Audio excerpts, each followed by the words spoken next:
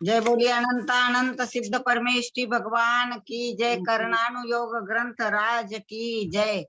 शुक्ल ध्यान प्रचंडाग्नि संदग्ध अखिल कर्मकम वर्धमानं जिनं नत्वा पश्चिमं तीर्थनायकं बालानां हितबुद्ध्याहं प्रेरितोऽद्य यथागमं करोमि वर्णनं किंचित कर्मणाम हत शर्मणाम। कल हमारा 112 तक प्रश्न 111 तक हो गया था। आज 112 से शुरू करते हैं। स्थिर नामकरण किसे कहते हैं? जिसके उदय से शरीर के धातु उपधातु, शरीर के अंदर जो हमारे धातु और उपधातु रहते हैं वे अपने अपने स्थान पर यानी कि अपने स्वरूप में स्थिर रहते हैं, स्थिर होते हैं, फिक्स रहते हैं, उसे स्थिर नामकरण कहते हैं। और अस्थिर नामकरण किसे कहते हैं? जिसके उदय से शरीर के धातु उपधातु स्थिर न रहे। स्थिर नामकरण के उदय से शरीर के धातु उपधातु स्थिर रहते हैं, और जो अस्थिर नामकरण है उसके उदय से शरीर के धातु धातु स्थिर न रहे अर्थात चलायमान रहते हैं। जैसे बोलते मेरा मन स्थिर नहीं है अभी, मतलब मन कहीं और जा रहा है, भाग रहा है, उसको स्थिर कर रहे हैं, पकड़ के ला रहे हैं, लेकिन इधर उधर भाग रहा है। तो जिसका स्थिर नामकरण रहता है वो सारे धातु अपने अपने जगह पे रहते हैं, और अस्थिर होने से धातु धातु स्थिर न रहते हैं, चलायमान होते हैं, इसीलिए उन्हें अस्थिर नामकरण कहते हैं। इस अस्थिर नामकरण के उदय से रसादिकों का आगे की धातु रूप से परिणमन होता है, यानी रस से रक्त रूप परिणमन, रक्त से मांस रूप। जैसे हम लोग खाना खाते हैं, रस बनता है, फिर रस से क्या बनता है?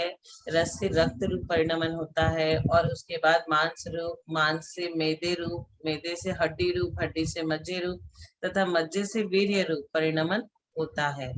इस उक्त प्रकार के बदलन जिस कर्म के द्वारा होते हैं वह अस्थिर नामकरण है, क्योंकि यह चलायमान है। यदि अस्थिर नामकरण न हो तो रस रस रूप ही रह जाएगा, और आगे की धातुओं का परिणमन होगा नहीं। इसलिए जिसके उदय से दुष्कर उपवास आदि करने पर भी अंग उपांग स्थिर बने रहे। 10 लक्षण जी में लोग बहुत सारे 10 लक्षण जी में क्या करते हैं लोग? बहुत सारे दिन तक उपास कर लेते हैं, लेकिन फिर भी स्थिर बने रहते हैं अंग और उपांग शरीर के। कृष नहीं होते, वह स्थिर नामकरण है, तथा जिसके कारण एक उपास से या साधारण शीत उष्ण आदि लगने से ही शरीर कृष हो जाता है, वह अस्थिर नामकरण है। स्थिर और अस्थिर समझ से अब आदेय नामकरण किसे कहते हैं? जिसके उदय से शरीर विशिष्ट कांति से सहित होता है, उसे आदेय नामकरण कहते हैं। कांति रहती है विशिष्ट रूप की। और अनादेय जिसके उदय से शरीर विशिष्ट कांति से रहित होता है, उसे अनादेय नामकरण कहते हैं। किसी किसी का शरीर बहुत कांतिमान चमकीला रहता है, क्यों? आदेय के उदय से शरीर विशिष्ट कांति से सहित होता है, और जिनके अनादेय होता है शरीर कांतिहीन लगता है। यश कीर्ति नामकरण किसे कहते हैं? जिसके उदय से जीव के संसार में कीर्ति विस्तृत हो, उसे यश कीर्ति नामकरण कहते हैं। कई लोगों को बहुत ज्यादा हर चीजों में कुछ लोग होते हैं जिनका नाम यश बहुत ज्यादा रहता है, सब लोग उसे पसंद करते हैं और हमेशा उनका यश कीर्ति फैला रहता है। तो यश कीर्ति नामकरण के उदय से जीव की संसार में कीर्ति विस्तृत हो जाती है। और अपयश कीर्ति नामकरण क्या है? जिनके उदय से जीव का संसार में अपयश विस्तृत हो, उसे अपयश कीर्ति नामकरण कहते हैं। कभी कभी देवरानी जेठानी में जेठानी बोलती है कि देवरानी को सारा नाम मिल जाता है, सारा काम मैं करती हूँ और इसका नाम हो जाता है। तो किसी किसी का नामकरण का उदय होता है, किसी किसी का यश कीर्ति का उदय होता है, उसकी यश कीर्ति फैलती रहती है, और जिसका अयश कीर्ति है वो कितना ही काम कर ले, उसकी काम की कोई सराहना नहीं करते हैं। जैसे मेरे काम की बिना कुछ किए ही सारे लोग सराहना करते रहते हैं, यश कीर्ति नामकरण के कारण मिलता होगा इतना यश। ऐसा नहीं दीदी, ऐसा नहीं है। ऐसा बहुत ही करते बिना तो हो, यश मिलता नहीं हाँ है बहुत दीदी। करते हो, बहुत ज्यादा करते हो, मैं देख रही हूँ ना शुरू से। तीर्थंकर हर क्षेत्र में काम किया है आपने। तीर्थंकर नामकरण किसे कहते हैं? जिसके उदय से जीव तीर्थंकर पद को प्राप्त होता है, उसे तीर्थंकर नामकरण कहते हैं। यह प्रकृति साथ ही से पुण्य प्रकृति है। इसके उदय से समवसरण में अष्ट प्रातिहार्यों की प्राप्ति होती है। छत्र चामर भामंडल भारी, छत्र चामर भामंडल, ये सारे जितने भी अष्ट प्रतिहार्य है उनकी प्राप्ति होती है। तीर्थंकर नामकरण किसका उदय? जिसके उदय से जीव तीर्थंकर पद को प्राप्त होता है, उसे तीर्थंकर नामकरण कहते हैं। यह प्रकृति साथी से पुण्य प्रकृति है और इसके उदय से समवसरण में अष्ट प्रातिहार्यों की प्राप्ति होती है। गोत्र कर्म किसे कहते हैं? जिसके उदय से जीव के अगुरु लघु गुण का घात हो अथवा यह जीव उच्च नीच कुल में उत्पन्न हो, उसे गोत्र कर्म कहते हैं। जैसे हम जैन कुल में हैं तो अच्छे उच्च कुल में है, लेकिन कुछ लोग नीच कुल में रहते हैं, बेचारे मनुष्य जीवन तो उन्हें मिल गया लेकिन धर्म अच्छा नहीं मिला, कुल अच्छा नहीं मिला, जाति अच्छी नहीं मिली, बेचारे किसी तरह से अपना जीवन जी रहे हैं। तो गोत्र कर्म के दो भेद, उच्च गोत्र और नीच गोत्र। उच्च गोत्र के उदय से लोग प्रसिद्ध उच्च कुल में जन्म होता है और नीच गोत्र के उदय से लोग निंद नीच कुल में जन्म होता है। नारकी और तिर्यंचों के नीच गोत्र का उदय रहता है। जो नारकी बनता है, तिर्यंच बनता है, जानवर वगैरह, वो किस कर्म के उदय से? नीच गोत्र का उदय होने के कारण। देव और भोग भूमिज के मनुष्यों का उच्च गोत्र का उदय रहता है, परंतु कर्म भूमि के मनुष्यों का जन्म दोनों प्रकार के गोत्रों में होता है।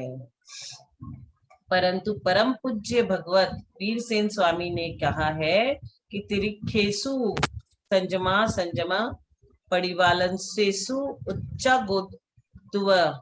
इसका मतलब है कि संयम को पालन वाले तिर्यंचों में उच्च गोत्र पाया जाता है। मतलब यहाँ तो बोल दिया तिर्यंचों में नहीं, नारकियों में नहीं, लेकिन परम पूज्य भगवत वीरसेन स्वामी ने ये कहा कि जो तिर्यन संयम को पालन करते हैं उसका नीच गोत्र कैसे हो सकता है? तो संयम को पालने वाले तिर्यंचों में उच्च गोत्र पाया जाता है। ऐसा दो मत, टू स्कूल ऑफ ओपिनियन, दो थॉट है, दो ओपिनियन है उच्च गोत्र और नीच गोत्र के हिसाब से। अब अंतराय कर्म किसे कहते हैं? जो दीदी जो ये चक्रवर्ती 96,000 रानियां लाता है ना, जैसे 32,000 तो इसकी विद्याधरों की रहती है, आर्य खंड की 32,000 और 32,000 म्लेच्छ खंड की। तो म्लेच्छ खंड की रानियां जब अपने आर्य खंड में आ जाती है ना, तो वो भी फिर उच्च गोत्र की हो जाती। वैसे तो वहां नीच गोत्र है ना? ठीक है ना दीदी? लेकिन उच्च गोत्र में उसकी शादी हो गई, इसीलिए वो क्या हो गई, अब कन्वर्ट हो गई। अपने आके फिर हो जाती है वो। उतने दिन का उनका नीच गोत्र का था, अब उनका उच्च गोत्र का हो गया, वो उच्च हो गई। नहीं, मैंने ये सुनी हुई बात है इसलिए। अभी आजकल तो हो रहा है ना, अपन जैनियों में यदि नीच गोत्र की दूसरे कास्ट की आ गई तो वो भी जैनी बन जाती है। वो भी जैनी बन जाती है, जैन धर्म पालन करने लग जाती है। हाँ। तो उसका भी गोत्र चेंज हो जाता है। औरतों का तो हमेशा चेंज होता ही है, शादी के बाद औरत का जो ससुराल में गोत्र है।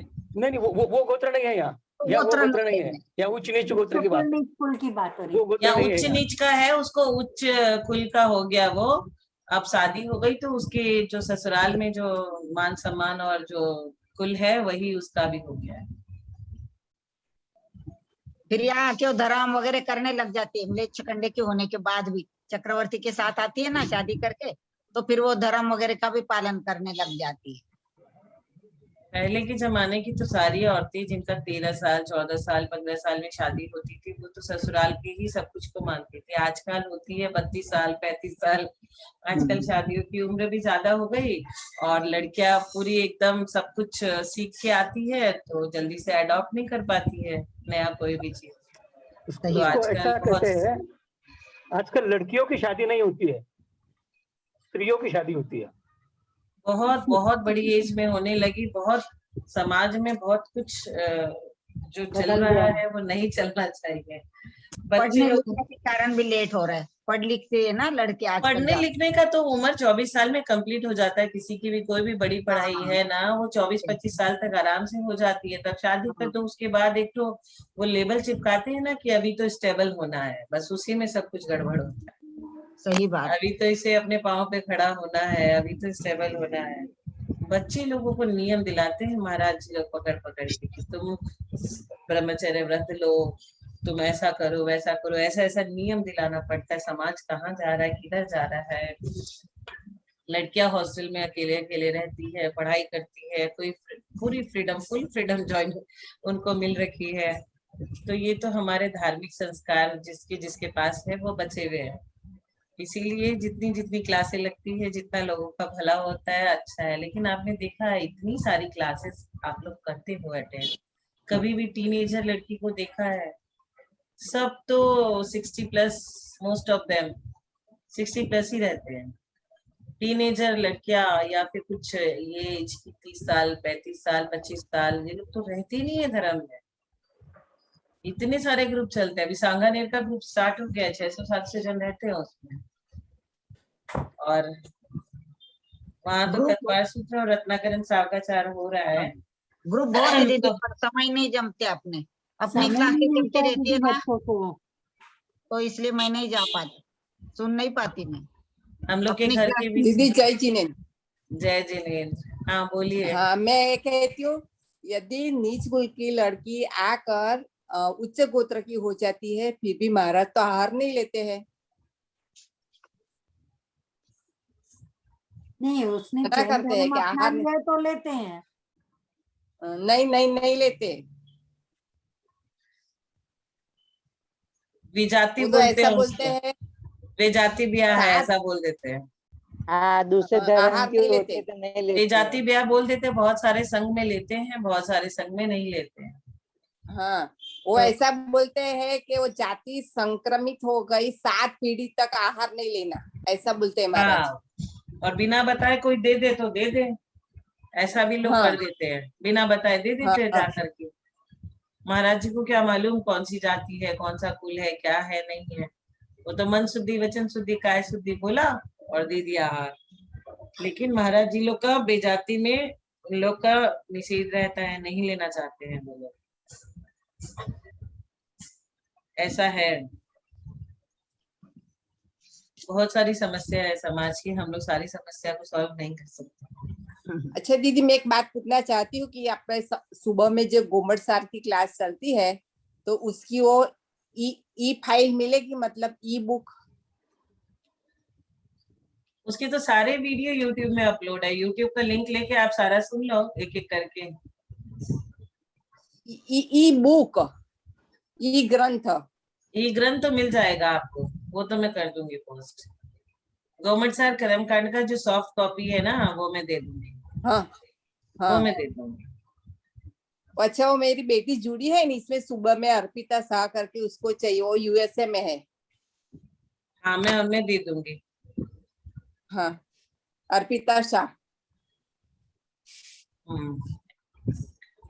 अब गोत्र के विषय में काफी कुछ चर्चा हो गई हमारी। बहुत सारे जितने भी संघ है ना, सबका अपना अपना नियम है, अपना अपना रूल्स है, सब अपने अपने रूल्स पे चलते हैं। ये सब सारे संघ में एक मत नहीं होता। हमको तो लगता है विजया आंटी ये इसलिए हुआ है कि जब महावीर स्वामी ने देशना दी थी, उसके बाद कोई शास्त्र नहीं बने थे। फिर जब भूत बलि और पुष्पतंत्र जी ने बनाया, उसमें काफी युग बीत गया था। उसी बीच में जितने जितने मते चल गए, तभी तभी तो शास्त्रों में 2 ओपिनियन मिलते हैं हमको कोई कोई चीजों में। क्यों? क्योंकि उन लोग को तो डायरेक्ट कुछ मिला नहीं ना, कुछ कुछ सुना और कुछ सुन सुन के उन्होंने ग्रंथ की रचना की। तो ये सारी प्रॉब्लम आई होगी। जैसे मोक्ष मार्ग प्रकाशक के बारे में पढ़ा मैंने कि जो वो गुरुओं के द्वारा, आचार्य के द्वारा जब लिखा गया था, तो उस समय बहुत सारी उनकी मिस्टेक्स रह गई थी। फिर उसे एक श्रावक ने ठीक करके मोक्ष मार्ग प्रकाशक का ग्रंथ लिख के दिया। पंडित टोडरमल जी ने लिखा है वो, हाँ, पंडित तो टोडरमल जी ने। टोडरमल हाँ, जी में लिखा है, लेकिन बहुत सारी उसमें त्रुटियां रह गई। फिर उनको अच्छा। रेक्टिफाई करके श्रावक ने लिखा। तो बोलते अच्छा। श्रावक का लिखा हुआ ग्रंथ नहीं पढ़ना चाहिए कभी नहीं भी। पढ़ना चाहिए। कभी भी ग्रंथ तो आचार्यों का लिखा हुआ ही पढ़ना चाहिए, चाहे आचार्य जो भी लिखे हैं उन्हीं का लिखा हुआ ग्रंथ पढ़ना चाहिए। क्योंकि श्रावक क्या करता है, अपने अंदर की भावना को उसमें इम्पोज कर देता है। आप कोई चीज बोल रहे हो, उसके संग संग आपको कोई ज्यादा अच्छी चीज लगे, आप उसको और ऐड कर दो। और आचार्य क्या है, वो तो निर्मल है, उनका तो जो है लिखना जो शास्त्र है, तो आचार्यों के लिखे हुए शास्त्र को ही पढ़ना चाहिए, ऐसा मैंने पढ़ा है। इसलिए तो हाँ, बेनाना साहब ऐसा बोलते थे, बार बार बोलते थे हाँ, कि आचार्य श्री विद्यासागर महाराज ने कभी भी मोक्ष मार्ग नहीं पढ़ा है और नहीं किसी को बोलते हैं कि पढ़ो। हाँ, ये तो बोलते हैं वो कि आचार्य श्री हाँ। विद्यासागर कभी भी नहीं बोलते कि जो हाँ। ये सब ग्रंथ है जो आचार्यों के नहीं है वो पढ़ो, कभी नहीं बोलते वो। कभी नहीं बोलते। हाँ, और न खुद पढ़ते हैं वो। हाँ, मोक्ष मार्ग प्रकाशक पढ़ा नहीं उन्होंने। वो भी क्या है, टोडरमल जी के, कुंद आचार्य के, सभी आचार्यों की लिखी ग्रंथ ही पढ़ते हैं। तो टोडरमल जी का ग्रंथ बहुत अच्छा लिखा हुआ है। हाँ, उनका तो ज्ञान अलग ही था। मेरे पास वही किताब है। हाँ, तो बोलते हैं वेनाडा जी, ये बोलते हैं कि वही जो मूल ग्रंथ है उसी से पढ़ो। आपको ये रेक्टिफाइड होके श्रावक ने निकाला है तो भी मत पढ़ो उससे। मेरे पास वही टोडरमल जी का ही है। वही पढ़ने के लिए बोले। पंडित थे वो, पंडित थे हाँ, टोडरमल पंडित जी। जी। हाँ, आचार्य नहीं थे। हाँ, पंडित टोडरमल जी, जैसे कि हमारे ये छैडाला दौलत राम जी। दौलत राम जी ने। पंडित दौलत राम जी ने लिखा, वो आचार्य का नहीं है। और ये भी हम लोग पन्नालाल जी साहित्यकार है, ये भी तो आचार्य नहीं है जो पढ़ रहे हैं अभी हम। वो कर्णानियोग दीपक। हाँ, ये भी तो पंडित पन्नालाल जी साहित्याचार्य ने लिखी है। साहित्याचार्य है। हाँ। लेकिन ये भी तो- इसमें क्या है दीदी, इसमें तो सभी ग्रंथों के ये लिए है उन्होंने अपने मन से नहीं लिखा है। ये हाँ, तो ये तो- कलेक्शन टाइप है। हाँ, ये संग्रहित। कलेक्शन टाइप है। धवला जी और सब ग्रंथों का इन्होंने फुटनोट हाँ, बना के प्रश्नोत्तर पेज बना- नंबर दे दिया। हाँ, इसमें प्रश्नोत्तर दिए हुए हैं। हाँ, हाँ, इसमें ये प्रश्नोत्तर संकलन है, ये लिखा हुआ नहीं है, संकलन है। संकलन बोले। संकलन है। वैसे वो कोई श्रावक लिख नहीं सकता है, वो संकलन ही करता है इधर उधर से। हाँ, वो लिखेगा कहाँ से, इतना ज्ञान थोड़ी ना है उसको कि वो जिनवानी बना दे। वो तो क्या है, 4-5 ग्रंथ लाया, कुछ इसमें से उठाया, कुछ इसमें से उठाया, फिर संकलन करके दे दिया। और क्या करेगा। ग्रंथ लिखना बहुत बड़ी बात है, हमें समझ में नहीं आता, लिखेगा कौन। ये आचार्यों का ही काम है। पंडित लोग तो क्या है ना, शुरू से उसी लाइन में रहते हैं। जैसे हम लोग लौकिक पढ़ाई करते हैं, वो लोग इसी में मास्टरेट करते रहते हैं, तो उनका ज्ञान उसी में डेवलप हो जाता है, क्योंकि बहुत सालों से उनका उसी लाइन में सब कुछ है। अंतराय कर्म किसे कहते हैं? जो जीव के वीर्यत्व गुण का घात करे, अर्थात जिसके उदय से दान, लाभ, भोग, उपभोग और वीर्य में विघ्न उत्पन्न हो। श्रावकों के 4 गुण बताए गए हैं, 4 मूल गुण। श्रावकों को ये 4 कर्तव्य करना चाहिए। क्या करना चाहिए? उन्हें दान देना चाहिए। दान कितने प्रकार का होता है? तो औषधि शास्त्र, अभय आहारा। तो यहाँ क्या है, दान हम लोग देने चाहेंगे। हम लोग का मन है किसी को औषधि दे दे, किसी को शास्त्र दे दे, किसी को अभय दान दे दे, किसी को आहार दान दे दे। लेकिन जिसका अंतराय कर्म का उदय होता है वो दे नहीं पाता है। बोली लेने के बाद भी दूसरा आदमी बोली में आगे बढ़ जाता है और वो आदमी रुक जाता है। उसका क्या है, अंतराय कर्म का उदय है, उसके पैसे लगने ही नहीं है। लेकिन इसके लिए कभी कभी मैं मन में सोचती हूँ, जिसने कमिटमेंट कर लिया मेरा 1 लाख, तो वो तो भगवान के प्रति कमिटमेंट हो गया उसका, बोली चाहे मिले चाहे नहीं मिले। हाँ, वो तो बोल ही चुका है एक बार। अब वो कैसे उससे बैकआउट हो सकता है? एक बार तो बोल दिया ना उसने, अब दूसरा बोल दिया 2 लाख, तो बोल दिया बोली उसको जाती है, लेकिन इसने भाव प्रकट किए, भाव से तो वो जुड़ गया। अब ठीक है, अपना अपना है। हमको तो कभी कभी लगता है जो जितना बोलता है उसको उतना देना चाहिए। नहीं, तो आपने जितना बोला उतना आप दे दीजिए, तो आपके भाव तो हुए ना उतने।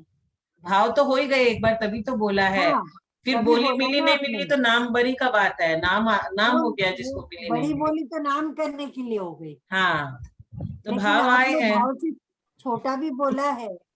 और आपने वो तुरंत दे दिया है, हाँ, तो वो दान, उस दान का फल ज्यादा रहता ज्यादा है। तभी तो बहुत सारे लोग गुप्त दान देते रहते हैं कि हमारा जो क्रेडिट है वो ऊपर के अकाउंट में हो, नीचे के में नहीं है।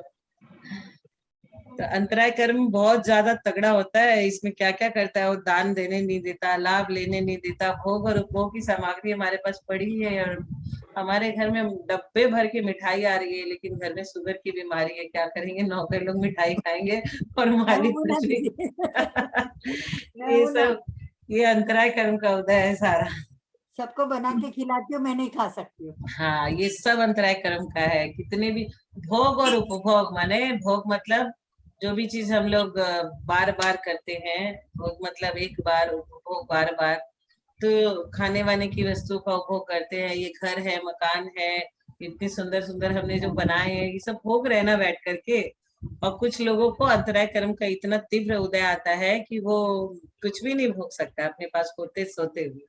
तो इसी का एग्जाम्पल है कि एक बार क्या हुआ था, एक सेठ ने कहा, आज क्या हुआ, आज थाली मेरे को तुमने दिया खाने की, नौकर को कहा इसमें घी बहुत ज्यादा आ गया। तो बोलता है, बाबू आज आपका थाली से मेरा थाली एक्सचेंज हो गया है। मैंने उनसे अपनी थाली आपको दे दी और आपकी मैं ले ली। तो ये सब अंतराय कर्म का उदय है। सब कुछ होने के बावजूद भी कुछ खा नहीं सकते हैं। चीनी चलती नहीं, चाय बिना चीनी की पीना है, लीकर चाय, रेड लीकर चाय पानी वाली पीना है। कुछ गरीब लोग बेचारे लीकर चाय पीते हैं, दूध नहीं रहता है तो ये सब अंतराय कर्म के उदय हैं। इसके 5 भेद: दानांतराय, लाभांतराय, भोगांतराय, उपभोगांतराय और वीर्यांतराय। सबका अर्थ नाम से ही स्पष्ट है। दान दे नहीं पा रहे मन है। लाभांतराय, कोई आदमी है वो बोल रहा है बिजनेस में मुझे लॉस ही लॉस हो रहा है, मुझे लाभांतराय आके रखा है। तो वो जहां पे भी जाएगा ना, वो अगर सोच लेगा, मैंने वो नियम सार में पढ़ा था, वो आदमी अगर उसने सोचा कि संसार जीवन में तो मुझे लाभांतराय, कोई भी चीज में लाभ होना नहीं है, चलो मैं दीक्षा ले लेता हूँ, तो वहां पे भी जब वो आहार लेने जाएगा उसको अंतराय आएगा, क्योंकि उसको लाभांतराय है। तो वो कर्म उसको छोड़ेगा नहीं वहां पे भी। तभी कई कई माता जी को होता है कि बहुत अंतराय आते हैं। पता नहीं बहुत उन्हीं ज्यादा उन्हीं का अंतराय क्या आता है। नसीब रहता है कि उड़ करके बाल कुछ उन्हीं के आने वाले में जाता है। तो वो लाभांतराय है, वो कर्म उनको छोड़ेगा नहीं, चाहे वो कहीं पे भी चला जाए। तो ये सब तगड़े होते हैं। तो दानांतराय लाभांतराय समझ लिया, भोगांतराय भी समझ लिया कि हमारे पास बहुत बड़े गाड़ी बंगला है, गाड़ी है, लेकिन हम उसे भोग नहीं पा रहे, ड्राइवर कौन रखेगा इतना पैसा देकर। तो वो उपभोगांतराय हो गया ना। ये उपभोगांतराय, सारे सामान है लेकिन बीमारी हो गई, खा नहीं पा रहे। तो ये सारे अंतराय उल्टा कर करते रहे हैं। हैं, उल्टा बोल रहे हैं। भोग अब और उपभोग। उपभोग बोल तो बार बार यूज करना, गाड़ी उपभोग मतलब उपभोग में आ गाड़ी हो गई, गई ना दीदी। खाना भोग में आ गया। आप उल्टा बोले। अच्छा, उल्टा बोल दिया। हाँ, तो आप एक्सचेंज कर लो, गाड़ी वाला और खाना वाला। भोगांतराय और उपभोगांतराय समझ में आ गया है अपने को कि अपने लोग के अंतराय आएगा और अपने लोग रहते रहते चीज को नहीं भोग पाएंगे। बोलते कंजूस सबसे बड़ा दानी होता है, बिना हाथ लगाए अपनी प्रॉपर्टी अपने बच्चे को देके मर जाता है। उसे यूज ही नहीं होती, वो इतना कंजूस होता है कि वो खर्च नहीं कर सकता।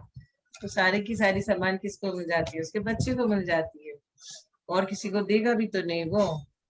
दान भोग के लिए भी बोला गया है कि ये लक्ष्मी के लिए बोला गया है, दान भोग में ना लगे तो निश्चय होवे नाश। क्या तो अपनी लक्ष्मी का खुद भोग लो, उसको एकदम बढ़िया से यूज कर लो, बढ़िया एकदम एसी गाड़ी में घूमो, फ्लाइट में घूमो और उसको यूज करो, और नहीं तो दान दे दो। और ये दोनों चीज नहीं हुई तो इसका नाश होगा। दान भोग में ना लगे तो निश्चय होवे नाश। ये बोलना बहुत आसान है, लेकिन अपनी कमाई तो हुई पैसे। अंतराय होगी तो आप गाड़ी में भी नहीं घूम सकते हो दीदी, और प्लेन में भी नहीं घूम सकते हो। हाँ, सोच सोच के रह जाएंगे लेकिन जा नहीं पाएंगे। कई लोग प्लानिंग बना बना के घर में बैठ जाते हैं, ये करेंगे वो करेंगे, ये करेंगे वो करेंगे, लेकिन एग्जीक्यूट नहीं कर पाते हैं क्योंकि उनको अंतराय कर्म का उदय है। अभी तो कोरोना के समय में अंतराय कर्म का उदय सभी को आ रखा है, सब कुछ होने के बावजूद भी तो घर में बैठे हैं बंद सबसे एकदम। बड़ी सबसे बड़ी मंदिर का अंतराय आ रहा है। हाँ, दर्शनावर्णी कर्म का उदय, दर्शन नहीं करने देगा मंदिर का। अभी लोग बैठे बैठे कोस रहे अपने आप को। हमारे मन में तो कल यही चल रहा था, काश मेरा घर ऐसा होता कि मेरे घर से मंदिर की खिड़की से मुझे दर्शन हो जाते। सीकर जी में है ना, सीकर जी में वो एक कोठी है, वहां पे त्रियोग आश्रम, वहां पे एक बना हुआ है त्यागी व्रती आश्रम, संभव सागर जी के पीछे वाला। उसमें जो चंदा प्रभु भगवान की है कि शांतिनाथ भगवान की प्रतिमा जी है, और उसके आगे रूम बने हुए हैं। तो एक बार हम लोग उस रूम में रुके थे, उस रूम से ऐसे खिड़की खोलो और दर्शन कर लो, दर्शन हो जाते हैं। पूरा एकदम उधर दर्शन होता था। तो वो वहां पे है त्यागी व्रती आश्रम में। त्यागी व्रती। शांतिनाथ भगवान का मंदिर की मूर्ति है, सामने छोटे छोटे रूम बने हुए हैं, वो रूम का गेट खोलेंगे वैसे ही दर्शन हो जाए। तो वो वहीं पे पॉसिबल है। ऐसे तो बोलते हैं मंदिर की प्रतिबिंब पड़ना नहीं चाहिए घर पे, लोग बोलते हैं, क्योंकि घर में तो सब मंदिर की अशुद्धियां, छाया नहीं पड़नी चाहिए। मंदिर की छाया नहीं पड़नी चाहिए, तो बोला जाता है। तो अंतराय कर्म क्या है, सब कुछ होने के बावजूद भी हमें उसका आनंद लेने नहीं देगा। अब होता है क्या कुछ कुमकुम दीदी आपके संग? वीर्यांतराय को एक्सप्लेन करो। हाँ, वीर्यांतराय को एक्सप्लेन करो। वीर्यांतराय, वीर्यांतराय, वीर्यांतराय आप बोलोगे क्या कुमकुम दीदी?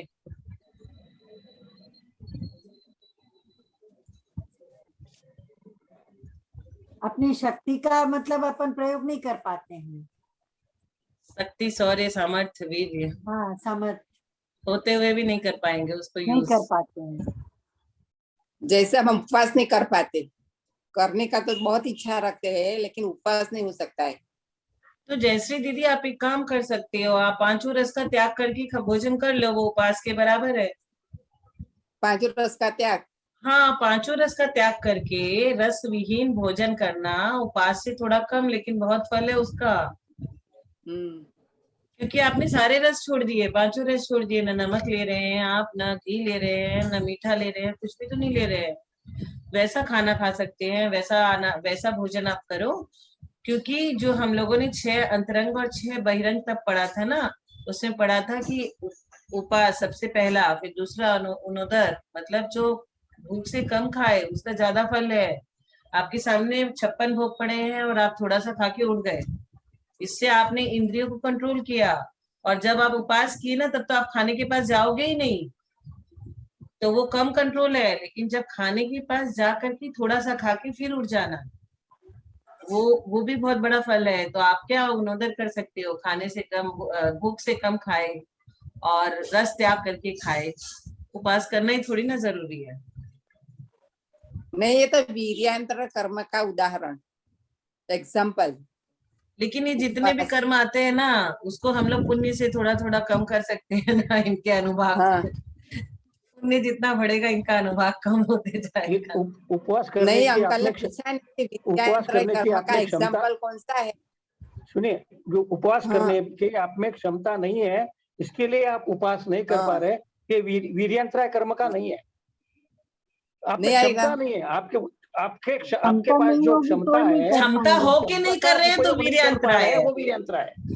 क्षमता हो के जो कैपेबल है लेकिन नहीं कर रहा है, वो वीर्यांतराय है। लेकिन जिसमें नहीं है, जिसका सैनन बहुत ही हीन प्रकृति का है और वो नहीं कर पा रहा है, तो फिर वो तो उसका शरीर ही उसको साथ नहीं दे रहा है।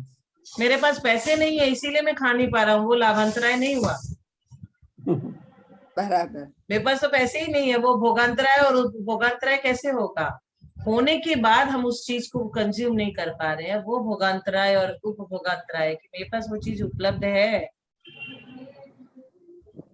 और यहाँ पे जो आप बोल रहे हो ना, उस तरह से करके देखो। ये जो तप की डेफिनेशन है ना, ये 6 अंतरंग तप, 6 बहिरंग तप, इसको थोड़ा सा ना और पढ़ना चाहिए, बार बार पढ़ना चाहिए। मैं इसमें क्या करती हूँ और क्या कर सकती हूँ, एड ऑन क्या हो सकता है, कैसे इसको बढ़ाऊं, वो आप कर सकते हो।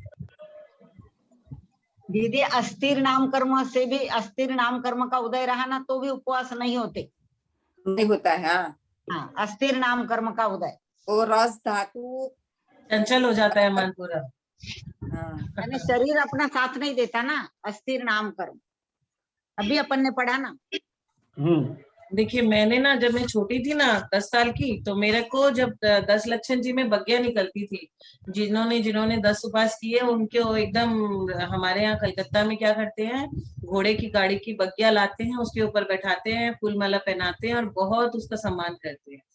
तो जब छोटी सी थी तो मेरा मन हुआ, मैं और मेरी बुआ हम लोग सब मिलके बात किए कि क्या मजा है इन लोगों को, क्या ठाड है इनकी, तो रैली निकल रही है। तो बुआ बोलती थी कि मेरा इस बार सम्मान कर दो, अगली बार मैं उपवास कर लूंगी। तो हम लोगों को मन में आया ना कि हम लोग का सम्मान होना चाहिए, हम लोग को उपवास करना चाहिए। उसके बाद मैंने 3 बार 10 लक्षणी जी की, 3 बार। ओहो, एक बार तो 11 पड़ी थी, तो 11 दिन तक किया था। तो एक बार मन में आप बना लोगे ना, चाहे हंसी हंसी में बना लिया हमने, वो छोटेपन में हंसी हंसी में बना लिया था मन, करेंगे करेंगे करेंगे ऐसा करके। तो चाहे वो हम लोगों को कोई भी चीज से मन हुआ हो, मन तो हुआ ना, तो अच्छी चीज करने के लिए चाहे कैसे भी मन हो। मेरे 8 हो गए और 2 में अंतराय आ गई। आपके 8 हो गए 10-10 के, नहीं, 10 उपवास में से 8 उपवास कर लिए थे, और 2 नहीं हुए। 2 नहीं हुए।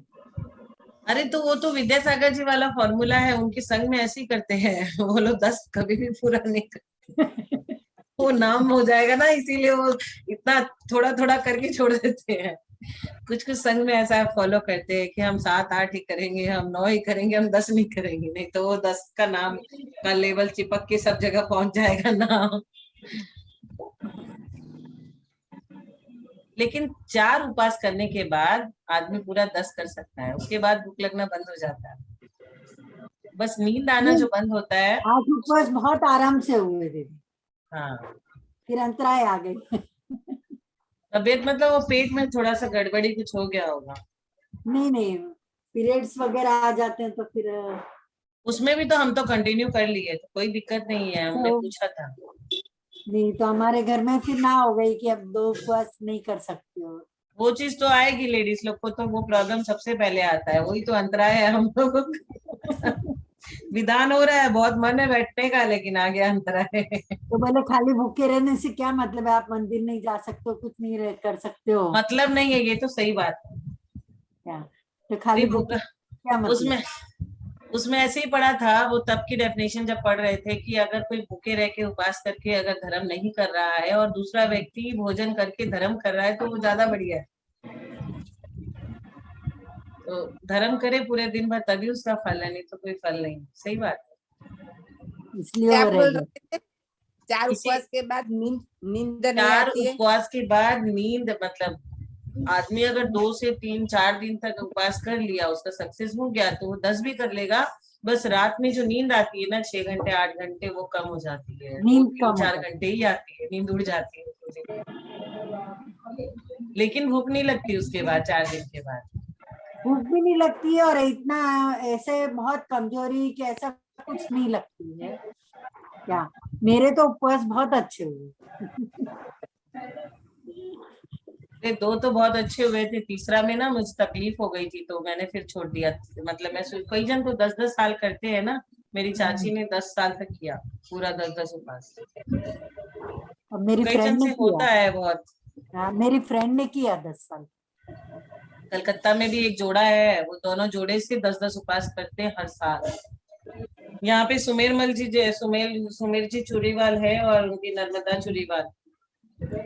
नर्मदा आंटी ने 16 कारण के पूरे 16 उपवास कितने साल से वो कर रही है,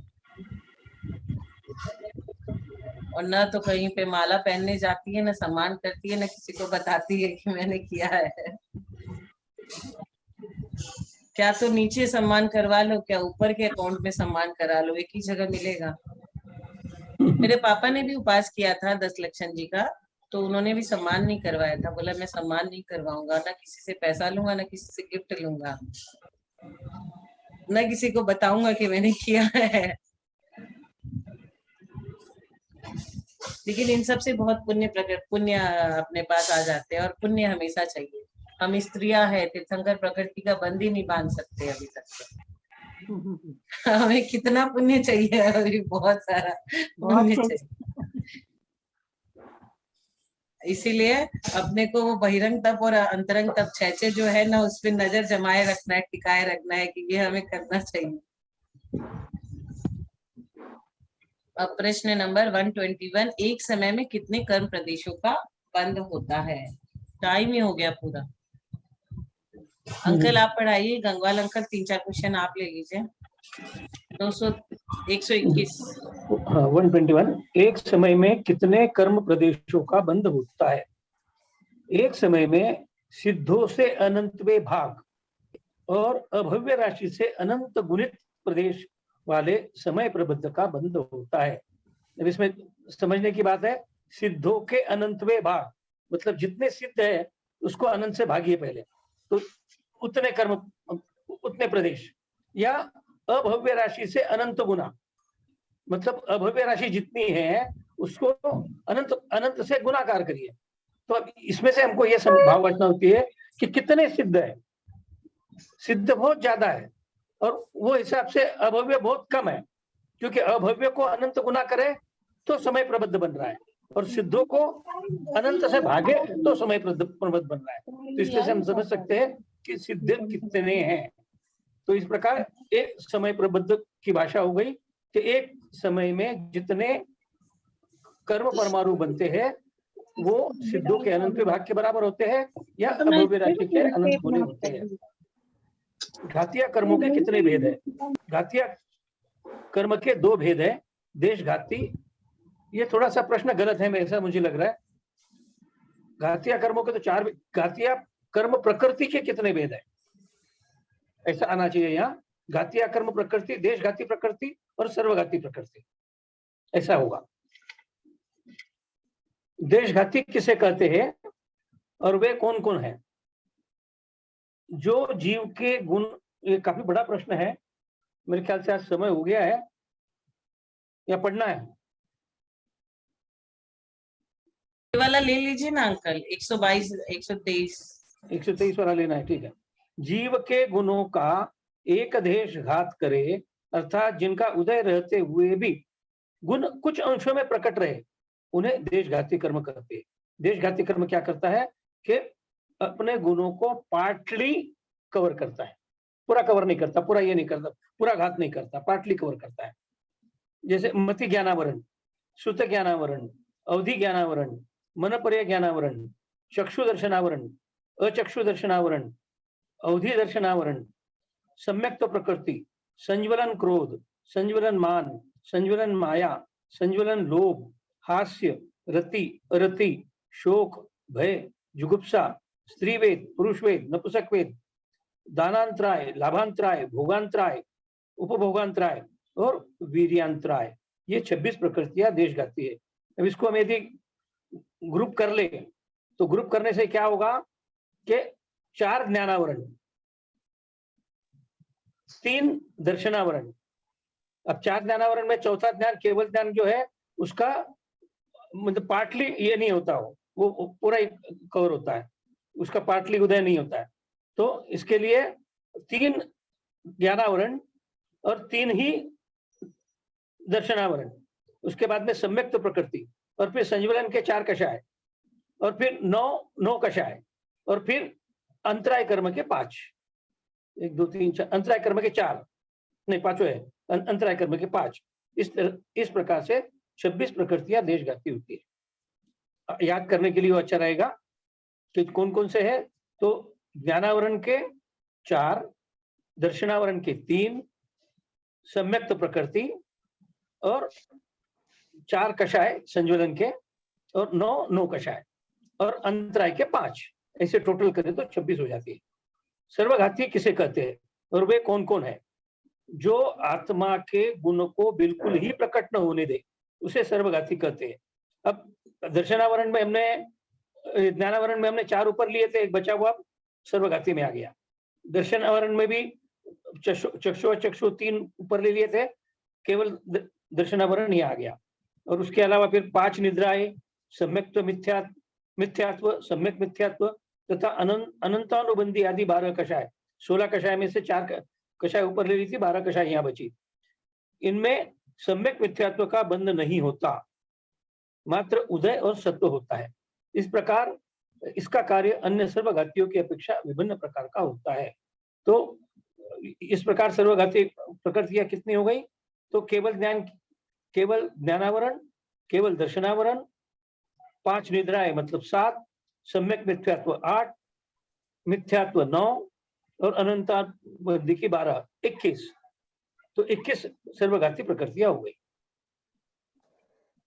सम्यक मिथ्यात्व और सम्यक्त्व का दोनों का बंधन नहीं होता, उदय होता है दोनों का, सम्यक मिथ्यात्व का और सम्यक्त्व का,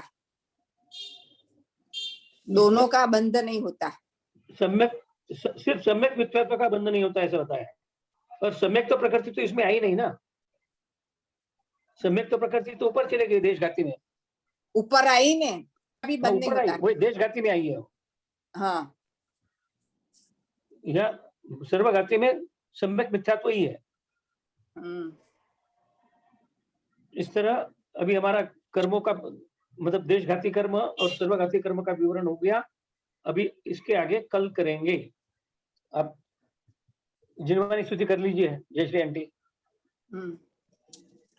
यदर्थमात्रा पदवाक्यहीनं मया प्रमाद्याद् किञ्चिनोत्तम तन्मे समित्वा विदधातु देवी सरस्वती केवल बोधलब्धिं।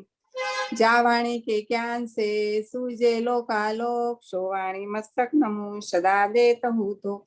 हे जिनवाणी भारती तो हे चपू दिन रैन, जो तेरा शरणा गए सो पावे सुख चैन।